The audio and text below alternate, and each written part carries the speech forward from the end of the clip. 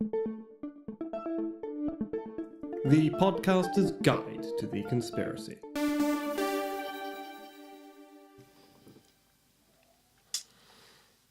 You're quite done. I'll be sipping this all night Saucing long. yourself up, honestly. It's just tea. Maybe whiskey. Hello and welcome to the Podcaster's Guide to the Conspiracy. My name is Josh Edison and his name is Matthew Dentith. And we are co-located in Auckland in New Zealand. But for how long?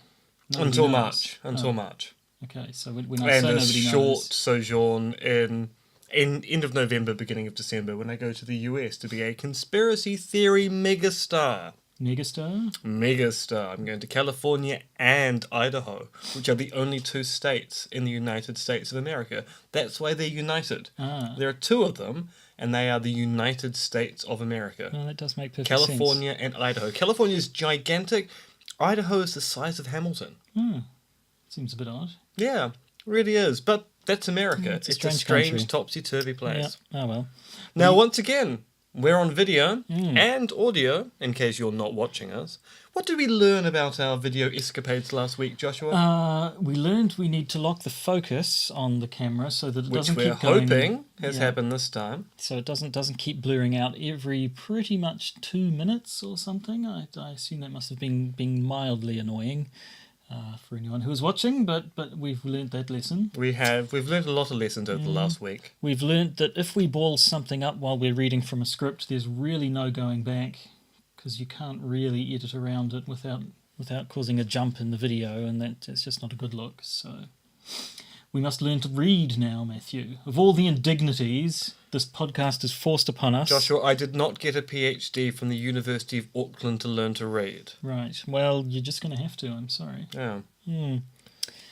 Have we any more stuff? General stuff? No, not really. No. I think all the lessons we learnt last week are going to be borne out by the cinema excellence of this week's episode. It is going to be a cornucopia of stars, guest stars, musical numbers, sound effects in the background of a truck driving past. It's going to be wild. Prepare to have your socks blown off, or at least forcibly removed. And I am in wearing some manner. socks. So, news then, I guess. Indeed. Let us now move to the news. Breaking conspiracy theories in the news.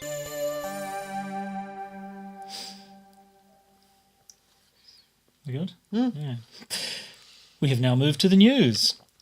So, in one of our earliest episodes, we talked about the fatal shooting of Tupac Shakur in 1996, a murder that remains unsolved to this day, if that's what really happened.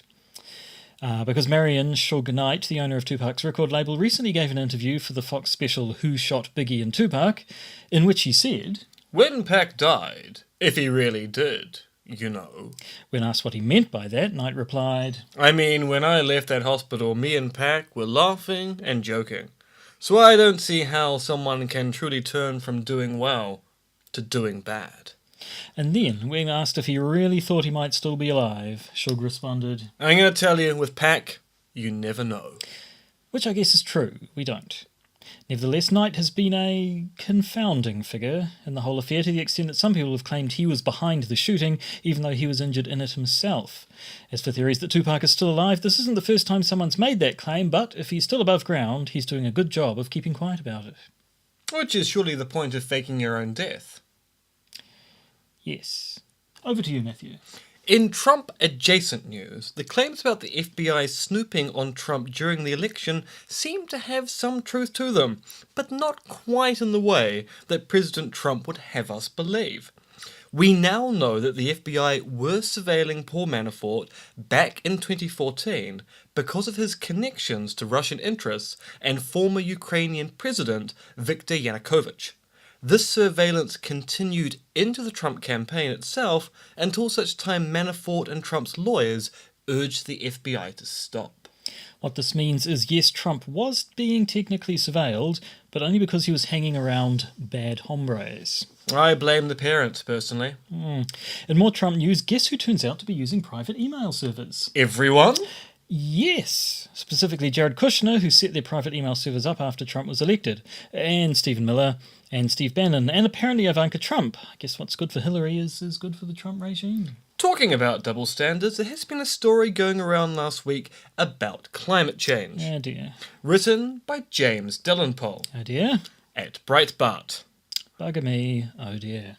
Now, Dellenpole claims a new paper, Emission Budgets and Pathways Consistent with Limiting Warming to 1.5 degrees Celsius, means that climate alarmists, his term, have finally admitted that they've got it wrong on global warming, and that their computer models have overstated the impact of carbon dioxide on climate.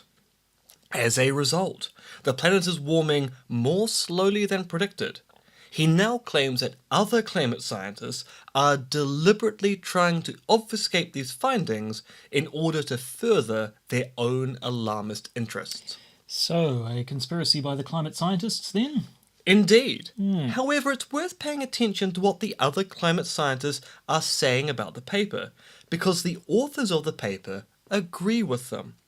Basically, they point out that the amount of carbon we as a species have emitted recently doesn't match the model of what we should have emitted to date, and that if we align the model, the one used in the IPCC report, with where we are at now, we have an extra decade, if we emit as predicted, before we hit 1.5 degrees Celsius warming. The model itself is still accurate. What we've got wrong thus far is the cumulative emissions. It seems more CO2 has been absorbed by land and sea than expected.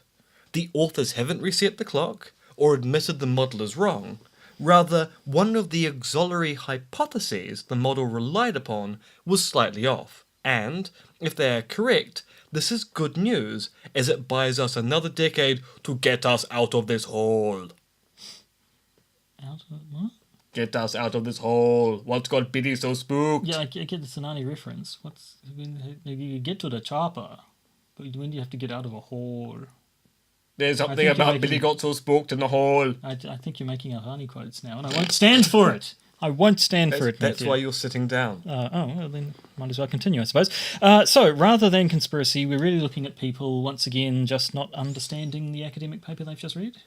Well, that, or a conspiracy by anthropogenic climate change skeptics to make out everything is fine and we can burn some more coal to make America great again. That wasn't supposed to be Trump news. Moving on. Now, you may have noticed that September the 23rd has come and gone. But strangely, the Earth was not destroyed in a planetary collision. Both Nibiru and Planet X were notable by their absence. So presumably the people who were predicting the end of the world will be scribbling that date out of their manifestos and replacing it with another one. Again. NASA, who we assume are in on the conspiracy to hide the truth about our impending doom, turned out to be right when they said nothing was going to happen on the 23rd, which just goes to show how clever this conspiracy really is, somehow. And that was, as they say, the news.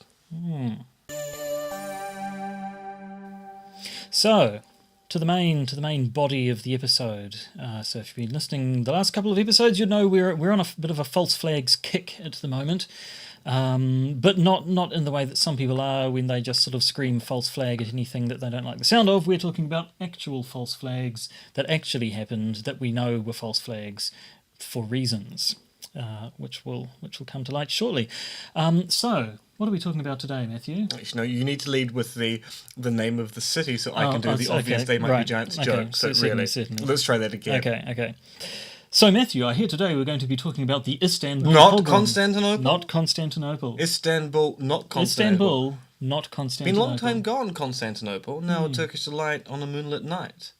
Every gal in Constantinople lives in Istanbul, not Constantinople. So if you go date in Constantinople, she'll be waiting in Istanbul. Why did Constantinople get the works? Nobody's business but the Turks.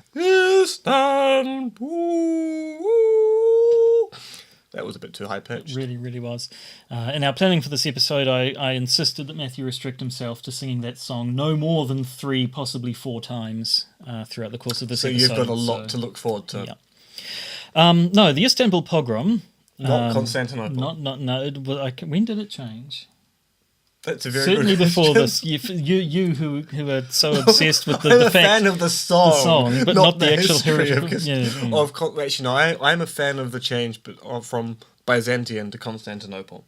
And I'm a fan of modern day Istanbul. Yeah, but recent Turkish history, I'm just not that knowledgeable about. I'm sorry. Okay. I'm sorry. Fine. Well, at any rate, I can tell you the song was originally performed by the Four Lads back in the early part of the 20th century. And the They Might Be Giants version is just a cover, but it is a superior piece of music. Interesting, if true. So, the Istanbul pogrom, nevertheless. Not Constantinople. Not Constantinople. In 1955, going from the 6th to the 7th of September, there was a large amount of rioting in Istanbul directed against the minority Greek community. There was a large amount of property destruction. There were deaths. There were many injuries. Thousands of arrests afterwards. The event, sort of tensions had been simmering for a long time. Istanbul, formerly Constantinople, formerly Byzantium. I don't even know if it was something before that as well, but it's got a long history. There's all sorts of historical and cultural baggage around there, and part of that was that the Greeks were not flavour of the month in Turkey, and so when things kicked off, they kicked off in a big way.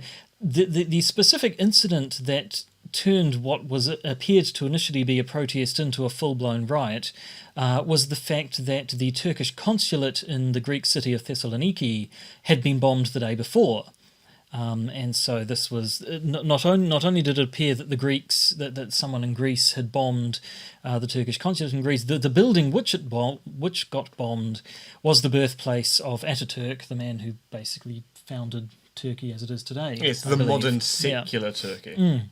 So this was this simply would not stand, and rioting ensued.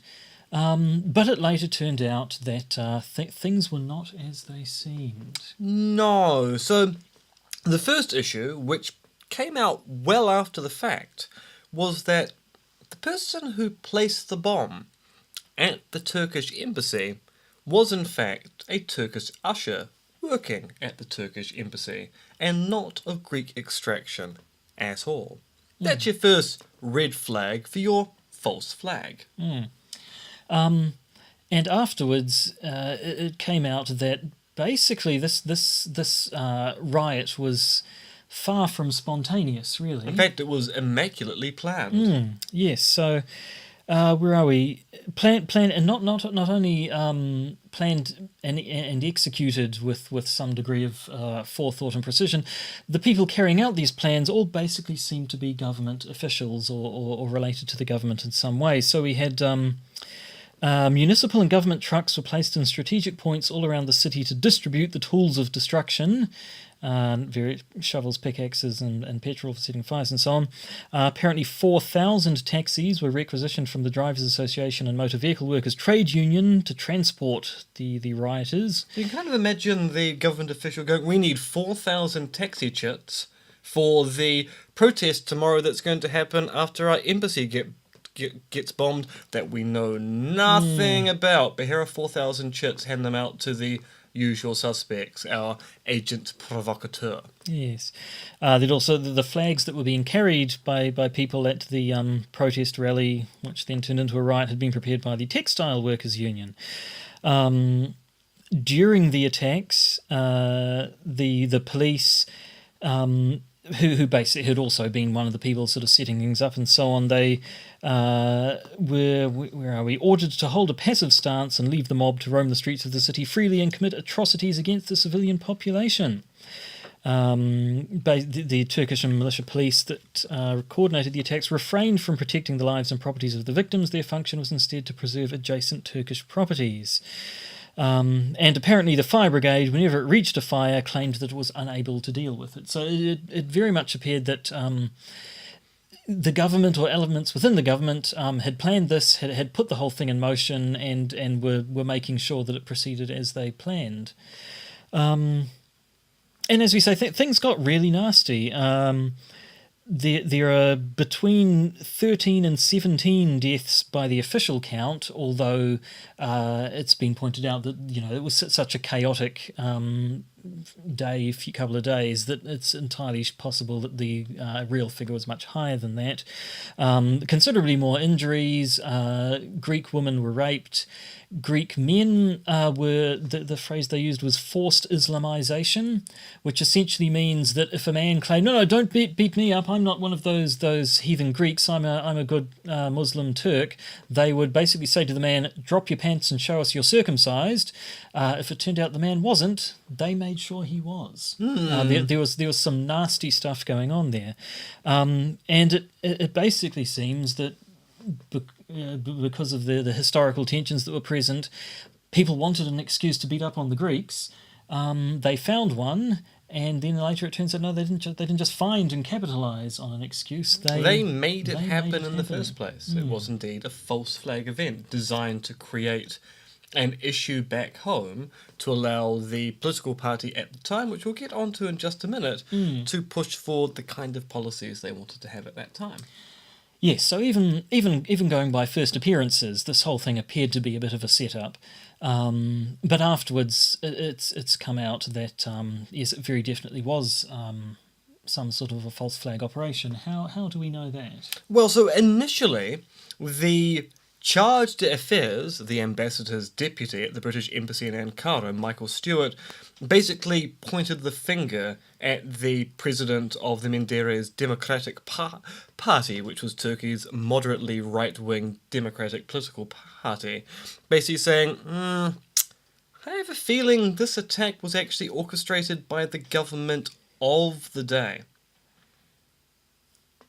Sorry, I didn't see you looking. See, we used to have the problem when we were Skyping that I would often not... I'd have to turn off my camera so that I could be recording the screen with my screen recording software instead of using it through Skype, which would mean that whenever I stopped talking, I'd just sort of have to make my voice go up at the end of the sentence or like something. A New Zealander? Because Matthew couldn't see me looking at him to signal that I've stopped talking. And I thought, well, now they're live, that won't be a problem, unless I'm looking down at my notes when Matthew looks over to me to say, it's your turn to talk now. It's your turn now, Josh. Maybe you should. You can talk, Josh. You're allowed to talk now. Maybe we need some sort of foot-operated pedal thing where flashing lights Actually, will tell us what we need some sort of on-air... is some kind of teleprompter. So what we need is for the watchers and listeners of this podcast to donate money so we can buy decent lapel mics, so we can make these large microphones disappear, and a teleprompter so that we're not going, and now for exciting content which is very spontaneous, hello! We can just have it on a screen there and we can just refer to it and we can control it with devices. That would be fantastic. Imagine if you gave us money so we could have a teleprompter and also lapel mics. Then I would no longer miss my cue because I didn't see Matthew looking at me because I'm reading my notes. I'd miss my cue because I didn't see Matthew looking at me because I'm reading a teleprompter, which would be so much better. Well, the teleprompter could be Josh, pay attention. Oh, I suppose, yeah. My turn to talk. If you want to be really fancy about it. Anyway, so I was talking about how the laps. the ambassador's deputy pointed the finger at Adnan Menderes' government at the time. What else do we know that signalled this to be a false flag? Eventually, this happened in 1955. In 1960, there was a military coup in Turkey. Basically, the military, having had enough with the increasingly authoritarian operation of the government. This was a moderately right-wing political party, which became moderately more right-wing as time went by. So there was a coup. There was a military coup. Prime Minister Menderes and the Foreign Minister by the name of Fatih Ruscu Zorlu were accused of planning the riots. After the fact, historians are quite certain that Menderes was behind some of it. Not so certain about the Foreign Minister because apparently he was in London while most of it was happening. Nevertheless, they were tried for their crimes, found guilty, and hanged, no less. Fatal consequences. Do we place a lot of stock in the outcome of treasonous crimes after a military coup? So therein lies the issue. So you can go talking about how the foreign minister was implicated in a crime which historians go, he probably didn't commit, kind of points the finger at the problem with a military coup. as opposed to, say, a government being toppled by a democratic election. When the military step in, what they want is a clean slate. So they want to show that the regime which they've ousted are all made up of bad eggs. And so it's kind of important to make sure that all of the senior members of the government are made out to be as bad as possible. So you get a situation where someone who historians go probably wasn't involved gets killed anyway. And of course, at the time, there would have been huge suspicion as to whether the military were appropriately delivering justice or whether they were going, what we need is a crime to pin on the government of the day. Oh yes, the Istanbul pogrom. That was caused by the government. And so you can kind of see that at the time, people would have been very suspicious. Except, of course, for the fact that the military coup was popular at the time, and the government was unpopular, and thus they were not only the usual suspects, they were known to be bad eggs by the Turkish population at that point in time. But it is interesting to see concerns about people want an excuse to get rid of someone, and so they do, which is kind of how this all started. One thing I forgot to mention earlier, of course, was that when this all happened, as I said, thousands of the rioters were arrested, and the government of the time obviously had to, despite the fact that it appears they were behind it, had to look shocked and aghast and say, goodness me, how did this riot happen? Looking shiftily off to one side. They blamed a lot of suspects. They first of all blamed the Cyprus is Turkish organisation, who did appear to be, if not behind it, then certainly something in the way of a co-conspirator. And then they blamed, when it became quite clear that actually Turks were behind it in the first place, they blamed the usual suspects, the Turkish communists. And there's a whole lot of history around this as well, which I'm almost entirely ignorant of, I believe. But there was a sort of an American-sponsored anti-communist stuff going on all around the world at the time, and so the idea of blaming the communists for things was it was all the fashion in the 1950s and 60s. Communists were behind everything that was wrong with the world, whether or not they were. Yes, so in that case, various people got arrested, and I believe mostly were eventually released when it turned out that no, they didn't have anything to do with it. But then there's a military coup. Then the military say the government was behind it, and although we do appear to have independent historical verification that yes, they were, it still sounds a little bit dodgy when they kind of turn around and say we want to get rid of the government. We're going to blame them on it, yeah. And of course that's the issue. Military coups in themselves are A, rather suspicious, and B, often quite conspiratorial. Because to mount a coup, you have to be doing things in the background secretly to oust the government of the day. Including judging whether your coup is going to be taken well by the populace. So previously in this little series we're doing at the moment, we've looked at the shelling of Manila and the Gleiwitz incident, both of which happened in the lead up to World War II, both of which were false flag events kind of designed to provide a justification for starting a war.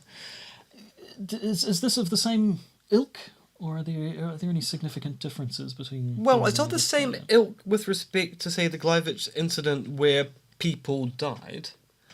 It's interesting in a different sense, in that the Gleiwitz incident was basically designed to justify a war, to casus belli kind of situation, whilst this Istanbul pogrom was basically designed to control the Greek population in Turkey, to give justification for doing things to the Greek subpopulation of Turkey that otherwise wouldn't have been permissible, particularly in Ataturk's secular Turkey.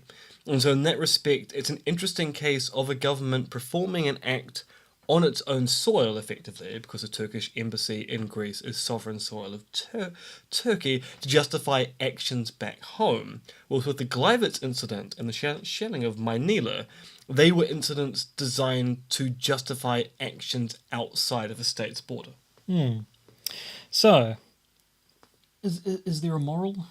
There's always a moral, always a moral, Joshua. Tell me the moral, please. Well, in this particular case, what's interesting is, A, this got uncovered quite quickly.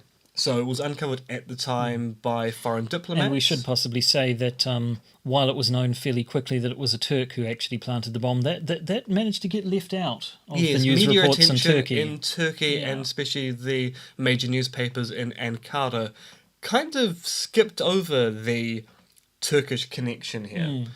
But what is particularly interesting is that this kind of shows that governments are willing to engage in activities of this particular type.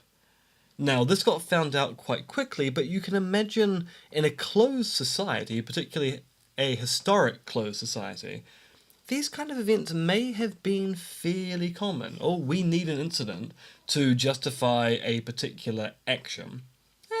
Let's fake it.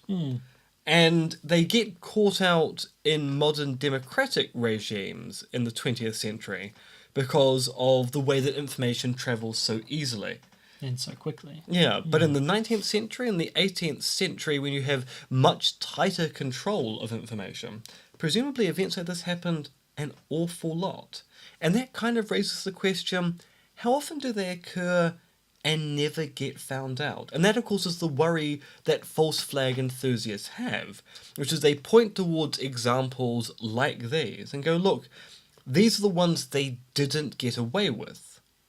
What have they got away with? What events in history have we attributed to other powers that were in fact committed by our own governments?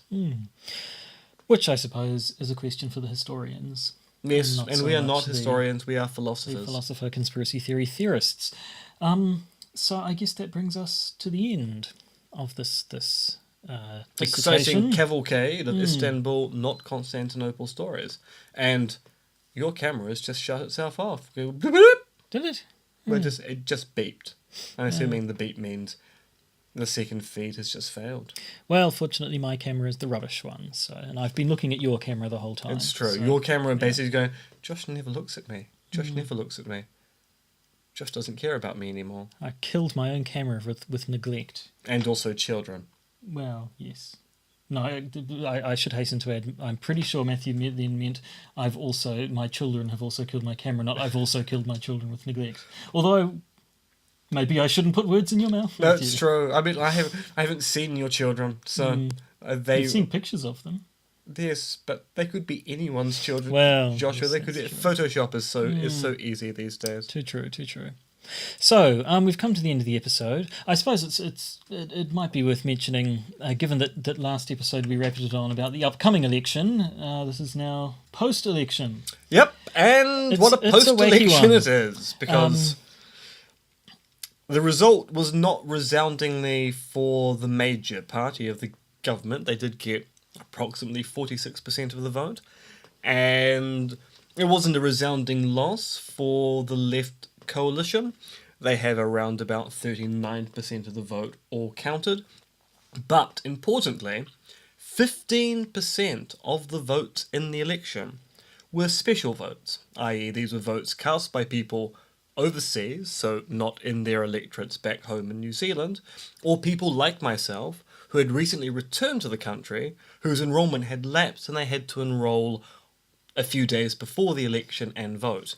And 15% of the vote uncounted is a fairly significant chunk, especially since historically in Aotearoa, New Zealand, special votes swing towards the left.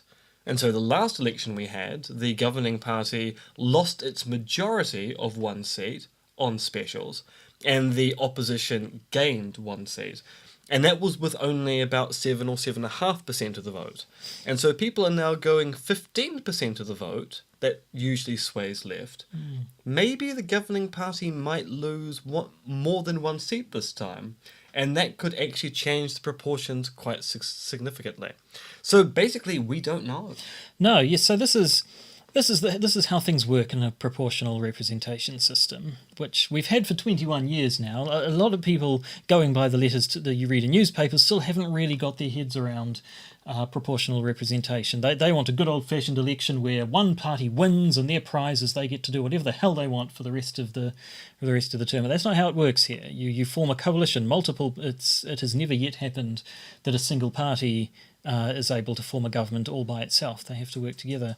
Unfortunately, we're now in the situation, which we have been in a couple of times before, where possibly the biggest of the small parties now holds the balance of power. Neither the biggest right-wing party or the biggest right-wing, left-wing bloc can form a government by themselves, but whoever this middle party goes with will be able to form a government. And the leader of that party, one Winston Peters, it's probably fair to say, quite likes being in this position. Yes, he does like being Yeah. the kingmaker, as we call that position in politics here. So it will be another week at least. I think October the 7th is when we will know the results of all the special voting. So Mr. Peters has said he's not going to make any decisions until all the special votes are in. So we're in the position where we don't know who our government's going to be yet, which in countries that have the first past the post system, that's usually cause for calamity and alarm. But here it's just how governments work. Yeah, we have a caretaker government until such time the new government is installed. And hopefully we won't be waiting 9 weeks like we were the first time Winston Peters was in charge of this process. But the population got very annoyed when it took 9 weeks. So and basically demolished his party in the next election, as I recall. Yes. Yeah. So hopefully he's learned his lesson from that one. But now, I've just learnt something very exciting, Joshua. On October the 3rd of this year, Dan Brown releases another book called Origin. Goodness so I'm me. thinking I'm going to get that book on the Kindle. I'm going to read it as soon as it becomes available. And we should talk about Origin for the next podcast. And that means you have to do no preparation whatsoever apart from working on the news, because we will be literally recording it as I'm reading the book. excellent. Well, yes, I think that sounds like a good idea. We can put the false flags on hold for a little while, because frankly, Dan Brown, new Dan Brown novel, that's big. And by big, I mean, Yeah, I mean, I am of the firm opinion that Dan Brown as a writer has been getting progressively worse as time goes by. Angels and Demons is a decent thriller, and every Robert Langdon book he's released since then has kind of got worse in quality with every single page. It's quite remarkable. Most writers get better with time, or they get worse after their prime. Well, Dan Brown's prime apparently was Angels and Demons, and it's been downhill ever since. But I will persevere. I will read the book. Matthew will take that bullet for you, the viewer/listener. Yes, I will read Dan Brown. Yes. Yeah, I just love the way your eyes glaze over as you contemplate your future of Dan Brown reading. What have I condemned myself to this time? So, while Matthew contemplates his own mortality, it just remains to say you have been watching/listening to the Podcaster's Guide to the Conspiracy. My name is Josh Edison. You can get in touch with me on Twitter with the name Monkey Fluids if you really want to. You, sir. I'm MRX Dentist. I'm a philosopher and conspiracy theorist whose works can be found at episto.org, and I can be found on Twitter with the handles HORansom or Conspiracism. This podcast is available wherever good podcasts are sold/made freely available. If you're paying money for this podcast, you're being ripped off. Please stop paying money and just put money into the Patreon. Give money to us in our patronage campaigns, which you can get to at Patreon, and you can also get to at the website where this podcast is officially hosted, which is podbean.com. Go to conspiracism.podbean.com and you'll find a patronage link there. Whatever medium you happen to be listening to the podcast on, give it lots of thumbs ups or ratings or ticks or stars, whatever the hell it is you happen to give to them. If you're watching it on YouTube, leave us comments. People seem to like to do that. People at YouTube, despite the fact that considerably fewer people watch the videos than listen to the podcast historically, they seem to get more comments. YouTube does seem to be a commentator's dream, because you can be watching and typing at the same time, and people then often say things that you then address in the podcast 5 minutes after they finish typing their comment. Maybe people should listen to things before they comment. Yes, and actually, now that I think of it, a slight what I believe the kids call a shout out. A shout out? We are doing a shout out? Well, I don't particularly. I don't much like to, but I feel I certainly have to. This is news to me, folks. I have no idea. No, give a shout out. We are in uncharted territory. To the likeable fellow who goes by the name of Captain Hapster on Twitter who sent me a link to the Japanese version of the Life Force poster, which I think you can agree is quite fabulous. Yes, I mean, if you hadn't told me that was a poster for Life Force, I would have gone, wow, that's pretty cool. But now I know it's a poster for Life Force, I just want to punch your screen in the face. Yep. Well, it's been keeping me warm on the long spring nights. The poster or your tablet? Both. Good. Good. So I think we've come to the end. I think we've rambled long enough. Quite long enough. It's time to make this thing fade out as we say "Laurivedere." And also, goodbye. Goodbye. You've been listening to the Podcaster's Guide to the Conspiracy, starring Josh Addison and Matthew R.X. Dentith, and produced by Matthew R.X. Dentith. If you've enjoyed the Podcaster's Guide to the Conspiracy, why not contribute to our Patreon or Podbean patron page? And you can contact us on podcastconspiracy@gmail.com. That's podcastconspiracy@gmail.com.